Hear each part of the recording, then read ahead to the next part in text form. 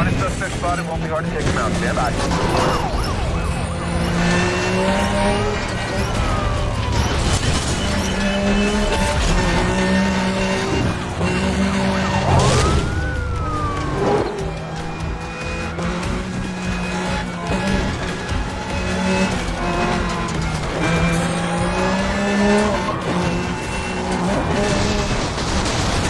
Code 6, MVA! Heads up, March flying off the target vehicle.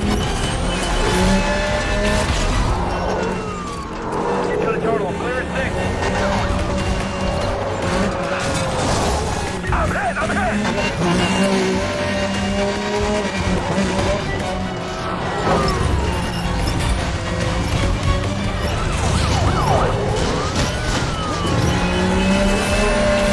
Working on a new play.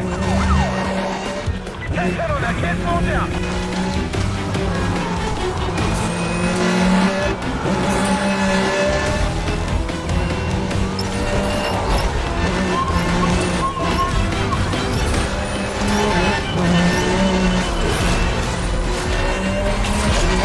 Hit the brakes, stand by.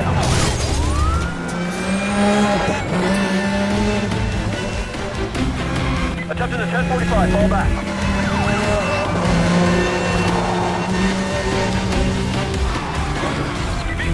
Oh, cancel that VCB, I see him.